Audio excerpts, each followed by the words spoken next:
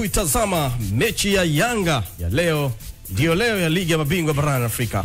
Mechi itachezwa saa 1 usiku ambapo tutashuhudia nani ambaye atakuwa na nafasi nzuri katika mchezo huu. Yuko hapa Hans Raphael ambaye atatufahamisha sasa namna gani ambavyo tutatarajia. Tumemsikia kocha alichokizungumza wa Yanga kuhusiana na namna ambavyo wamejiandaa, lakini pia anasema mashabiki watafika pale kutazama mpira. Mashabiki wao watafika kutazama mpira na wao wapo pale kwa ajili ya kucheza mpira. Kauli za kujiamini, kauli za kishujaa kabisa kutoka kwa kocha ambazo zinaenda kwa mashabiki lakini pia kwa wachezaji wake. Lakini ningependa kufahamu sasa kulika kwenye huu mchezo, JS Kabylie ni timu ya namna gani, wanachezaji lakini pia sehemu gani kwao katika uwanja ama eneo gani linaonekana kuwa gumu zaidi kwenye uwanja Hans? Ni mechi nzuri kwa sababu JS wana kikosi kizuri, wana wachezaji ambao baadhi yao wamewahi kucheza na Yanga. Babacar Sali amecheza na Yanga akiwa Simba, anajua vizuri, lakini Mahius amecheza na Yanga nadhani kipindi akiwa Belouizdad, unakumbuka ile mechi ambayo Yanga wanakufa 3-0 away. Mahius alikuwa kwenye kiwango bora sana kwenye ile mechi.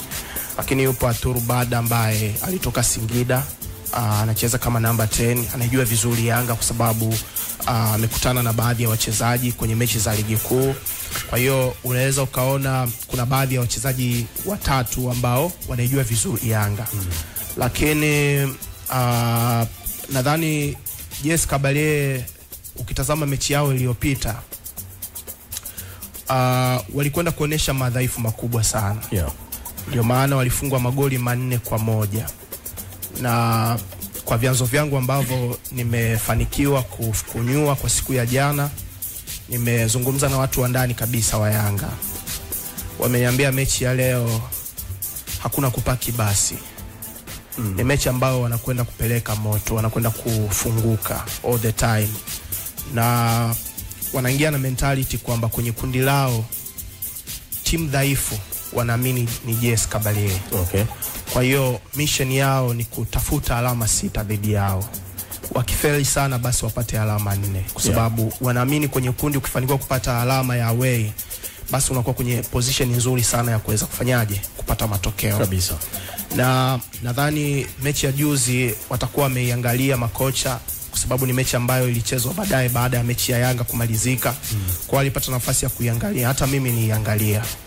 Nadhani JS Kabylie kama walicheza vile away, najiuliza watacheza vipi nyumbani. Kwa sababu muda wote walikuwa open, wamefunguka kweli kweli. Hali hawakuhitaji hata kukoke gia ya 3, gia ya 4 ili kuweza kuwafunga zile goli 4. Kiukweli ukitazama score sheet unaiona 4-1, lakini kiuhalisia ile mechi JS Kabylie wangeweza kupoteza hata 7-2, 8-3 ingeweza, kwa sababu first half National Al Ahly wamepoteza nafasi za wazi zaidi ya 4.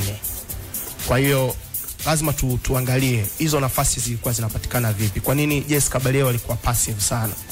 Nadhani moja kati ya maeneo ambayo Al Ahly waliyatarget vizuri zaidi na Yanga watatakiwa kutarget vizuri zaidi ni jinsi ambavyo JS Kabylie wanajenga mashambulizi yao. Kuna kitu tunakiita rest defense, kwamba unapokuwa unatoka nyuma unabaki na idadi ya wachezaji wangapi in case umepoteza mpira kwenye transition uweze kukabiliana na wapinzani kwenye counter attack. Lakini kwa JS Kabylie ni tofauti. Ukitazama wakiwa wanatoka nyuma mara nyingi wanabaki mabeki wawili, na hawa mabeki wao wanafanya high line, yani hawawi chini zaidi. Mstari wao unakuwa mbele kidogo, unakuwa juu kidogo, karibu na mstari wa katikati. And then mafullback wao wote wanapanda mbele, wana push. And then mawinga wao wanaingia ndani zaidi. Kwa hiyo ukiangalia hapa nyuma wamebaki mabeki wawili. And then Babacar Sali kwa jinsi ambavyo wanamtumia, na anakuwa na license kubwa sana ya kupanda, na movement zake nyingi sana, anakuwa wima, yani anatembea wima. Mara nyingi sana tumezoea namba 6 wawili watakao kutembea wima na ulalo, kwa maana ya kuweza kudumisha cover maeneo ambayo mafullback wanakuwa wametoka, au namba 6 wawili wanaweza kwenda kuziba nafasi. Lakini ukitazama 6 moja anabaki, and then kuna muda Babacar Sali anafunga safari akiwa wima zaidi. Kwa hiyo rest defense ya JS Kabylie inakuwa na wachezaji watatu, na ukitazama pembeni wako wazi kweli kweli, yani wanakuwa uchi. Ndio maana juzi ukitazama yale magoli 4 yaliyofungwa na National Al Ahly, hata nafasi zilizopotea mashambulizi yako yatokea pembeni, kwa sababu mafullback muda wote wako juu zaidi. Walichokuwa wanafanya ni kuwapushi zaidi mafullback wao kuweza kuchukua upana wa uwanja, and then Trezeguet anaingia ndani kuungana na namba 9 na winga wa kulia naye anaingia ndani zaidi, zinapigwa cross kwenye boxi. Goli la kwanza ukitazama Trezeguet anafunga kwa kichwa, ni cross ambayo ilitokea pembeni, poor marking. By the way, center back hakuwa na chance yoyote kwa sababu fullback hakuwepo. Kwa hiyo mpigaji wa cross aliscan nafasi akapokea mpira kwenye zoni ya 16, delivery kwenye box kamba. Ukitazama goli la pili tapu inatokea pembeni, goli la tatu vile vile. Kwa hiyo pembeni kuna shida kubwa sana, yani wanaacha nafasi. Kwa hiyo sehemu ya kwanza ambayo Yanga wanatakiwa kuitarget ni maeneo ya pembeni kwa upande wa JS Kabylie. Na tuliona Yanga kwenye mechi ya kwanza dhidi ya FAR Rabat, na hususa first half walikuwa wanapiga cross nyingi sana. Nadhani ukitazama nafasi zilizopotezwa Dube na nafasi 2 za Maxim pia Nzengeli za vichwa, kama unakumbuka, ilikuwa ni delivery ambayo inatokea pembeni zaidi, crosses zinapigwa and then wanakwenda kupiga kichwa. Kwa hiyo Yanga walionyesha jinsi gani ambavyo wanakuwa vertical, wanakuwa direct, wako quick kuweza kushambulia hizi channel pembeni na kuweza kumwaga maji. Kwa hiyo kama plani walioitumia kwenye mechi ya kwanza wanaitumia leo. Pacome anakuwa wide muda wote, and then kama Ekua atakuwa ameanza Arono, basi mwalimu anahitaji zaidi kuweza kuzishambulia hizi channel, kwa sababu kuna nafasi mafullback wao wa JS Kabylie wanakuwa wamepanda. Kwa hiyo Yanga wanaweza kufanikiwa kupata matokeo, magoli kupitia njia hizi za pembeni. Lakini nadhani ukitazama JS Kabylie na wao wana hatari zaidi eneo lao la mbele. Mechi ya juzi Mayus hakuanza, na inasemekana alikuwa na knock kidogo, alikuja kuingia kipindi cha pili. Lakini huyu ndo Dangerman ambaye leo natarajia kuweza kurejea, kwa sababu he is a true number 9. Na ni number 9 ambaye hawezi kuishi kwenye box. Mara nyingi sana ata drop in between, na wewe kama ni center back unajiuliza ni shuke naye au mimi ni baki. Ukishuka naye means winga wao Akribi miaka 20 anaingia ndani, kwa sababu center back ametoka. Kwa hiyo ni ngumu sana kuweza kudili na Mayusi, kwa sababu sio standing number 9, ni roaming number 9 ambaye hawezi kuishi kwenye position moja. Kwa hiyo lazima Yanga waweze kudili na hao watu wawili. Bwana mdogo miaka 20 narudia, Akribi, huyu ndo Dangerman kwenye timu ya JS Kabylie, na mara nyingi sana nafasi zake zinatengenezwa kutokana na movements za Mayusi. Nimetazama karibu mechi 3, magoli yao mengi yanavyopatikana Mayusi mara nyingi sana ndo huwa anatengeneza mianya kwa bwana mdogo Akribi, anaingia ndani zaidi na ana uwezo wa kukevu na kufunga magoli. Kwa hiyo hawa watu wawili Yanga wakiweza zaidi wanaweza wakafanyia man to man marking na kuweza kuadhibiti. Aturbada all the time ni ball to fit player, ana uwezo wa kufunga safari kwenye zoni ya 14 kwenda mbele zaidi kwenye zoni ya 17 na kusababisha hatari. Lakini kuna muda ana uwezo wa kuachia pasi moja ambayo inakwenda direct kwenye boxi kwa mshambuliaji na magoli yakapatikana. Kwa hiyo nadhani wanamjua vizuri akina Baka, akina Job, wanajua ubora wa Turbada uko wapi. Kwa hiyo unaweza kutazama wachezaji watatu eneo la mbele JS Kabylie ni hatari zaidi. Okay, asante sana Ans kwa uchambuzi mzuri sana wa namna ambavyo Yanga wanaweza wakapata matokeo mazuri, wapi pa kupitia. Ashrafu, kama Yanga wanakwenda sasa kufunguka, manake wanahitaji na wao ushindi away, kwa hayo maelezo, na kwamba watu wanataka kutafuta ushindi away. Madhara yake dhidi ya timu ambayo mechi ya awali waliipoteza kwa kufungwa magoli mengi, unakwenda kwake lakini umeshaonesha kujiamini na unahitaji kupata magoli kwake, na yeye anakuja kwenye mechi hiyo akiwa na home advantage, lakini akiwa ame lose mechi ya kwanza kwa kufungwa goli 4. Mimi siamini 100% kwamba Yanga ataenda kufunguka moja kwa moja, kwa sababu ya nature ya hii michuano. Unajua kila mtu anaamini kwamba anatakiwa kupata matokeo nyumbani. Kinyume na hapo away inakuwa ni ngumu pia. Kwa hiyo Yanga wanajua kwamba wanaenda kucheza na timu sio kwamba ni dhaifu. Katika mechi 9 ambazo za ligi wamecheza, Kabylie wameshinda mechi 5 na wako nafasi ya 9 pia kwenye msimamo wa ligi. Kwa hiyo sio timu dhaifu hiyo ambayo unaweza kaenda kwa dominate ukiwa kwao. Kwa hiyo na nafahamu wao watakuwa more direct kwa ajili ya kutafuta matokeo, wanacheza mpira wa kasi pia. Kwa hiyo Yanga, kitu cha msingi ambacho mimi naamini, ukiangalia hata kwenye mazingira ya wao kwenda kufunguka, hawezi kufunguka all the time. Kuna moment watazuia, yani huwezi kuepuka kwenda away. Kwa sababu gani? Wana mfano mzuri tu ambao wao wenyewe waliwahi kwenda kucheza na Belouizdad. kule away na walijaribu kupishana, ingawa ilikuwa ni Yanga ya Gamondi, walikula chuma 3 bila kule. Walipokuja huku baada ya hapo Gamondi akawa anajua kwamba ukienda away unatakiwa kuwa na ile discipline kidogo ya kujilinda huku, ukizuia usifungwe angalau kidogo wewe unashambulia kwenye moment. Kwa hiyo nafahamu Yanga walicheza vizuri kwenye mechi ya kwanza hapo akapata alama 3. Wanahitaji hizo alama 3 ambazo wanaamini kwenye hili kundi kabla ndo kibonde. Of course ni anaonekana hivyo, lakini uhalisia huko hivyo kwa sababu nao pia wanataka kuwa kama turning point yao kwa mechi ya Yanga, kwa sababu wanaamini kwamba Farabat ni wagumu zaidi, Ahali ndo hivyo wagumu. Kwa na wao pia wanaamini kwamba Yanga ndo timu ambayo pengine wao wanaweza kukompete wakapata hizo alama 3 pia kutoka kwao wakiwa home, na wakija away wakapambana. Kwa hiyo ni mechi ambayo wote wanaamini kwamba kila mtu anaweza kupata matokeo. Kwa hiyo wakati unafikiria kwenda kufunguka away na mwenyeji pia naye anafikiria kwenda kufunguka. Kwa hiyo inategemea nani atatengeneza nafasi zaidi kati yenu na atakuwa na mfanisi zaidi kwenye kutumia nafasi. Lakini ni mechi ambayo Yanga anahitaji kuwa na nidhamu zaidi ya kuzuia kuliko kufunguka. Okay, umezungumza vizuri Ashrafu. Unafikiri ni timu gani kati ya hizi mbili Yanga na JS Kabylie ambayo wanaingia hii leo itakuwa na pressure kubwa zaidi?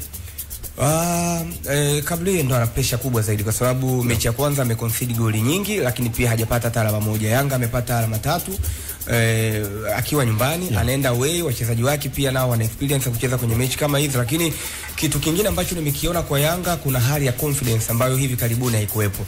Moja kati ya vitu vikubwa ambavyo kocha Pedro amevibadilisha kwa haraka ni confidence ya wachezaji. Bonge moja la confidence. Mwenyewe kocha kwanza na confidence, ukimsikiliza tu kwenye press namna ambavyo anaongea kuelekea mchezo, unajua kwamba kocha na mtaani tunaita ego. Tofauti na Roman Folz. Yule alikuwa mkimya sana.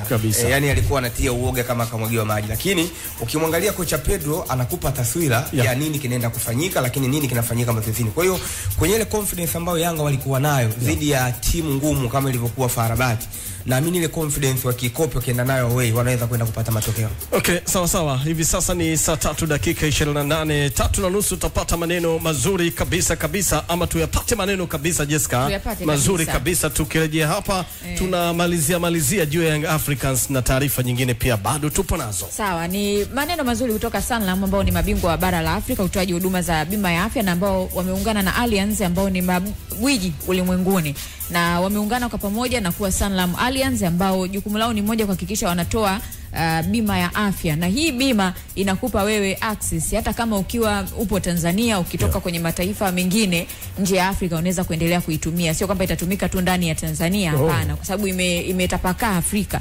Zaidi ya mataifa 26 wanatumia Sanlam Allianz. Kwa hiyo unaweza ukajiunga na wao, na si kwamba eti ni kitu cha majaribio kwa sababu wana uzoefu wa zaidi ya miaka 240 mpaka hivi sasa. Na wametufikia Tanzania, ni jambo zuri kwamba na sisi wametuona. Kwa hiyo tembelea www.sanlamallianz.co.tz ili kuweza kupata maelezo zaidi na kujua namna gani ambavyo unaweza kujiunga. Kabisa. Hans, matarajio ya kikosi chako cha kwanza hii leo Yanga dhidi ya JS Kabylie, wewe unafikiri nani anapaswa kuanza katika mchezo wa leo kulingana na ubora wa timu pinzani? Nadhani wazungu wanasema the winning team never change. Okay, sawa. Kikosi kilichocheza Zanzibar dhidi ya Farabat nadhani ni kikosi bora sana kwa sababu Yanga walikuwa na viungo watatu ambao wote ni energetic. Wana uwezo wa kukimbia. Yaani ukimtazama Duke Ugabuya anakimbia na energy. Maxim pia Nzengeli work rate yake ni superb kweli. And then una Mudathiri Yahya basi mapafu. Always mimi wanapenda kumuita the vacuum cleaner. Yani ana uwezo wa kusafisha mpaka utupu kwa sababu ana mapafu kweli. Kwa hiyo unahitaji kuwa na hii midfield kwa sababu kuna nyakati ambazo unaweza ukaaswa kwa sababu uko ugenini. Kwa unahitaji viungo ambao wana uwezo wa kuchukua majukumu zaidi ili kuweza kuisaidia timu. Na nadhani kwa dakika alizocheza karibu dakika 60 Ekua Celeste alicheza vizuri. Pale ambapo Yanga walihitaji kuprogress mpira kutoka kwenye phase ya pili kwenda kwenye phase ya 3, nadhani hiyo kazi alifanya vizuri kwa sababu Ekua ni ball to fit na anapenda zaidi ku dribble, lakini nadhani decision making yake ilikuwa inamtupa mkono. Kuna vitu vingi sana ambavyo akiwa na mpira alikuwa anakosea na hususa second half mpaka anatolewa kubwa sana. Decision making. Nadhani mwalimu atatakiwa kudili naye. Kama ataona labda kuna shida, inawezekana mwalimu labda akamdrop and then Dumbi akarejea kwenye kikosi. Dumbi anaweza kaanza kama number 10 and then Max akawa anatokea pembeni zaidi. Lakini kama mwalimu ataona kwamba decision making yake inaweza kuwa sawa, basi anaweza akaanza naye. Itadependi na mwalimu ni nini ambacho anaona. Prince Dube nadhani baada ya kufunga goli la juzi litakuwa limempa confidence kubwa sana. Kwa sababu alikuwa under pressure, magoli hayaji, nafasi anapata anakosa. Lakini nadhani second half baada ya kupiga goti kumlilia Mungu na Mungu alimfungulia njia, akaenda kuscore bao muhimu sana. Kwa hiyo no way leo mwalimu atamhitaji kuweza kuanza, kwa sababu hata yule mwingine Boyeli naye work rate yake uwanjani ni changamoto kiukweli. Kwa hiyo leo unahitaji mtu kama Prince Dube ambaye ana energy ya kupress, lakini akiwa na mpira ni rana na uwezo wa kukimbia. Na ukiangalia chemistry ambayo imekuwepo baina yake na Mudathiri, I think mwalimu atataka kwenda nao wote. Pacome no way. Huyu anafanya mapenzi na mpira wa miguu. Pacome nadhani kwenye starehe yupo, mabinti yuko nao, pombe anakanyaga, lakini anafanya mazoezi sana. Ni unstoppable kweli kweli. Yani huyu ni mchezaji ambaye ana uwezo wa kufanya kila aina ya ushenzi na starehe, lakini uwanjani ni ngumu kukabiliana naye. Mnaweza mkaenda wawili watatu na hamwezi kumstop, kwa sababu technically amejiftiwa kweli kweli. Ana nguvu.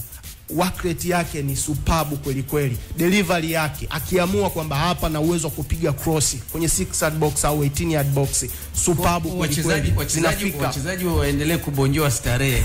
Unajua bonjoa, lakini ukiwa umebarikiwa kipaji extra. Bonjoa kwa kipimo. Bonjoa kwa kipimo. Lakini sasa mbona hasa wewe hicho kipimo yake juzi inaanza tofauti. Juzi kabla ya mechi ya Farabati nadhani mliona video zilikuwa zinatembea. Pengine sio za juzi. Sasa mimi wamekuja watoto online wananiambia za juzi bwana, nafikia Juma kapiga namalizia. Kapiga vitu, kapiga masanga. Amelewa na yumba. Farabati wamekuja hapa wamekalia.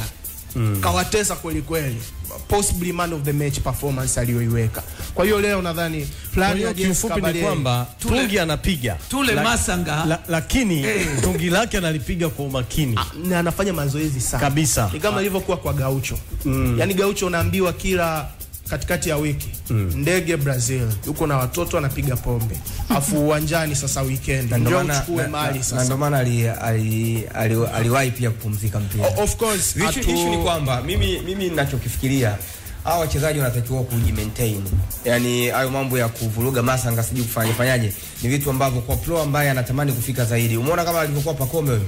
Pacome mnaweza mkaona kwamba ni mchezaji mzuri kwenye ligi yetu. Sawa, na anafanya vizuri na watu wengine wanaenda mbali wanasema angeweza hata kwenda kucheza ligi ya nje huko. Unaelewa kwa talent unamwangalia tunajua huyu jamaa anajua mpira. Lakini huwezi jua vitu kama hivyo kuvuruga masanga ambako tunakuzungumzia huko ndio kunamfanya leo aendelee kucheza kwenye ligi zetu ambazo pengine kwa talent ambayo yuko nayo angekuwa na jitahidi kujiweka mbali na vitu kama hivi hapo vya starehe. Pengine leo tungekuwa tunazungumza vitu vingine. Lakini pia maintenance ya hicho kiwango kinaweza kisiu kikaexist kwa muda mrefu. Yani ndio maana nikamwambia hapa kwamba hata huyo Gaucho ambaye anamzungumzia ndio aliwahi kulitaya kwa sababu ya starehe. Unanielewa? Leo hivi tunamzungumzia Cristiano Ronaldo ana miaka 40 na anacheza mpira lakini bado anashinda vijana wadogo. Kwa sababu gani? Ana maintain na utunza mwili. Kuna lakini wachezaji wengi wa Brazil ni kawaida yao kina Robinho. Unanielewa? Na ndio maana yani ni tamaduni zao jinsi wanaona. Hata Neymar pia.